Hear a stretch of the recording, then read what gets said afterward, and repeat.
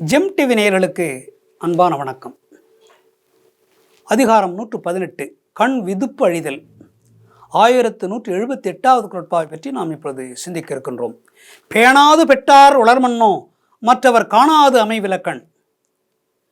பேணாது பெற்றார் உளர்மன்னோ மற்றவர் காணாது அமைவிலக்கண்.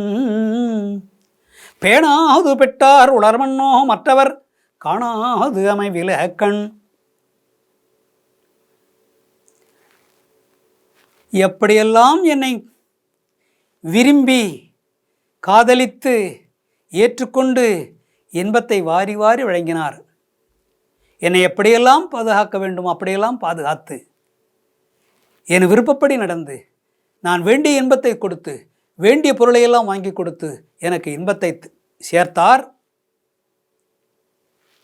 அப்படி எனக்கு இன்பத்தை சேர்த்தவர் இப்பொழுது இல்லை. அதையெல்லாம் அவர் மறந்து விட்டாரோ? எனக்கு அவர் கொடுத்த இன்பத்தையெல்லாம் மறந்துவிட்டு பிரிந்து சென்றிருக்கிறாரே, அவர் அங்கே இன்பமாக இருப்பாரா அல்லது துன்பமாக இருப்பாரா? பிரிந்ததனால் அவருக்கு இன்பமும் கிடைக்குமா அல்லது நான் துன்பப்படுவது போல் அவர் துன்பப்படுவாரா? போனவர் அங்கே இருக்கிறாரா அல்லது இல்லையா? உயிரோடு இருக்கிறாரா அல்லது இல்லையா எனக்கு தெரியவில்லையே. வருவாரா வரமாட்டாரா? வாராரோ வருவாரோ வந்தேன் ஆவல் தீராரோ ஆவல் தீராரோ. இப்படித்தான் பெண்கள் திரைப்படத்திலே பாடுகிறார்கள். போனவர் எப்பொழுது வருவாரோ, எப்பொழுது வந்து இன்பத்தை மீண்டும் தருவாரோ, தரமாட்டாரோ. வராமல் போனால் தரமாட்டார், வந்தால் தருவார். வாராரோ வருவாரோ வந்தேன் ஆவல் தீராரோ ஆவல் தீராரோ.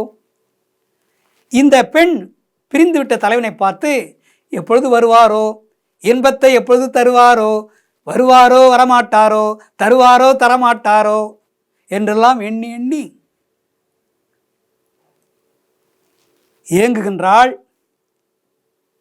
கண்களும் அதே நினைவு. அடடா, நாம் தவறு செய்து விட்டோம். இந்த மனிதர் போனவர் திரும்பி வந்தால் நல்லது, அவள் இன்பமடைவாள், நாமும் இன்பமடைவோம். ஏனென்றால் நாம் தவறு செய்து விட்டோம். அவர் பிரிந்து போனது தவறு. வந்தால்தான் நமக்கு ஒரு மகிழ்ச்சி. நம்மை அவள் திட்டாமல் இருப்பாள். அவள் திட்டாமல் இருந்தால் நாம் மகிழ்ச்சியாக இருப்போம். அவள் திட்டிக்கொண்டே இருந்தால் நாம் எப்படி மகிழ்ச்சியாக இருப்பது? நாம் மகிழ்ச்சியாக இருக்க வேண்டும் என்றால் அவர் வர வேண்டும். அவர் வந்தால் இவர் இந்த பெண் மனைவி காதலி இன்பமாக இருப்பாள். அவள் இன்பமாக இருந்தால் நாம் இன்பமாக இருப்போம் என்று இந்த கண்கள் பேசுகின்றன. கண்கள் பேசுகின்றன. அவள் பேசினாள், தலைவி பேசினாள், இப்போ கண்கள் பேசுகின்றன. என்ன? அவளும் அப்படித்தான் சிந்திக்கிறாள், நம்மை போலத்தான் சிந்திக்கிறாள்.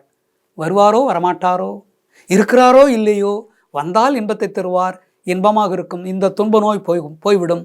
எப்பொழுது வருவாரோ, வராமல் போய்விடுவாரோ, இருக்கிறாரோ இல்லையோ. சில நேரத்திலே தலைவன் போர்க்களத்திற்கு போவான். போர்க்களத்திலே போரிடச் செல்வதற்கு ஓராண்டு கூட ஆகும். போர்க்களத்துக்கு போன தலைவன் திரும்பி வருவதற்கு ஓராண்டு ஆகும். அந்த இடத்திலே போரிலே மடிந்து விட்டிருந்தால் வரமாட்டார். போரிலே வென்று விட்டால் திரும்பி வருவார், மீண்டும் இன்பத்தை தருவார். அந்த நினைப்பு வந்து விட்டது அவளுக்கு. வாராரோ வருவாரோ வாராரோ வருவாரோ வந்தேன் ஆவல் தீராரோ. என் இன்பத்தை அவர் தர வேண்டும் என்றால் திரும்பி வந்தால் தான் தர முடியும். ஆனால் போன இடத்துல என்ன நடந்ததோ, உயிரோடு இருக்கிறாரோ இல்லையோ, என்ன நடந்ததோ, வேறொரு பெண்ணை அடைந்து விட்டாலோ என்னவோ, வேறொரு பெண் அவரை திருடி கொண்டாலோ என்னவோ, என்ன நடக்கிறதோ, வருவாரோ வரமாட்டாரோ, அங்கே ஒரு பெண்ணோடு தங்கிவிட்டாரோ என்னவோ தெரியவில்லை. அந்த காலத்து நிலைமை இதெல்லாம். அதையெல்லாம் நினைத்து பார்க்கிறாள் தலைவி. இந்த கண்கள் கூட இப்பொழுது சிந்திக்கின்றன. அவள் என்ன சிந்திக்கிறாளோ, அவள் என்ன நினைக்கிறாளோ, அதே போல இந்த கண்களும் நினைக்கின்றன. ஆமாம், போன இடத்தில் என்ன நடக்கிறதோ, அவர் உயிரோடு வருவாரோ வரமாட்டாரோ, அங்கே ஏதாவது பெண்ணிடத்தில் சிக்கிக்கொண்டாரோ என்னவோ, அங்கே போர்க்களத்தில் ஏதாவது ஆபத்து ஏற்பட்டதோ என்னவோ என்றெல்லாம் இந்த கண்களும் சிந்தித்து சிந்தித்து அழுகின்றன.